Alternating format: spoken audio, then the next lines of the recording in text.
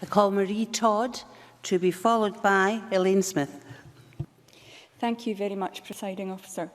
For the past 20 years, I've worked as a clinical pharmacist specialising in psychiatry. Mental ill health is the leading cause of chronic illness, and it represents up to 23% of all ill health in the UK. It's the largest single cause of disability. Mental health problems often affect people of working age, and they're really common. We've heard before in this chamber that 1 in every 4 of us will suffer a diagnosable condition.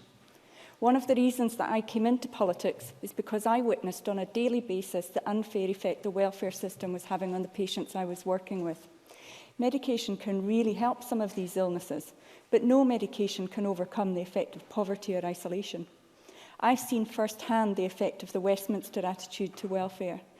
I've seen a patient with treatment-resistant schizophrenia wrongly declared fit to work and consequently losing her benefits.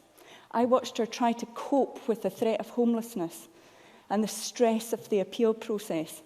And I watched her illness deteriorate to the point that she needed to be admitted to hospital for several months. It's a barbaric way to treat our most vulnerable citizens. And let me tell you, it's expensive. Inpatient care in a psychiatric hospital costs nearly £3,000 a week. That is truly a false economy. I have also worked with people who have attempted suicide because they lost all hope after losing their benefits. Any one of us here in this chamber would struggle to remain healthy if we felt we were the victim of blind economic forces beyond our control, or if we felt that we had no say in shaping or determining our destinies. Many people with mental health problems can work and want to work. We need to support them to work where they are able. However, the current welfare system does not do this. It's mistrusted, it causes anxiety, and it lacks sufficient flexibility to measure the impact of mental health conditions on a person's ability to sustain employment. This isn't just my opinion. There's now a substantial body of evidence which demonstrates that the welfare reforms introduced by the coalition government, let me say, in Westminster were not fit for purpose for people experiencing mental health problems. The Royal College of Psychiatrists, the Samaritans and SAMH, along with many others, have all raised concerns. The devolution of parts of the social security system provides an excellent opportunity for us to redefine the narrative around what we want the system to achieve.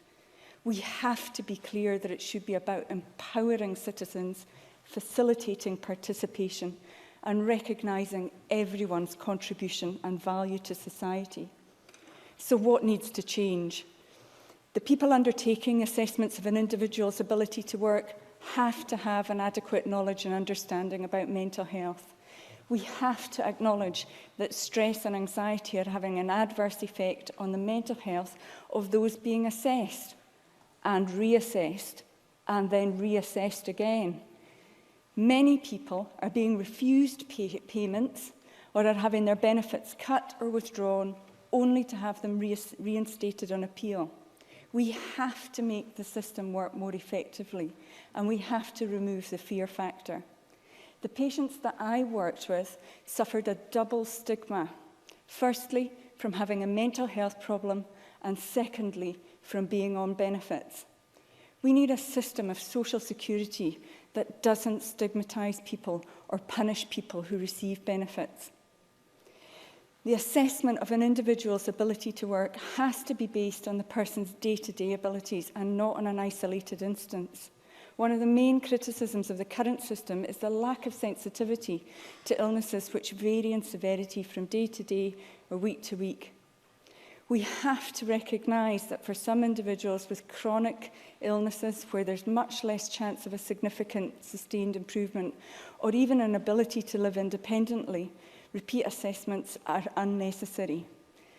Let's look at the evidence, let's work with the service users, and let's work with the professionals who work with them too to design much more effective policies and services. By working together, we can make sure we design a system which is better equipped to meet people's needs. The Scottish Government has a proven track record of taking action to protect the vulnerable through our commitment to universal services. Sorry, can I ask the member to wind up very quickly? Establishment of the Scottish Welfare Fund and ensuring no one in Scotland is impacted by the bedroom tax with dignity, fairness and No, respect. must stop at the you there. centre. Sorry, we're very tight for time.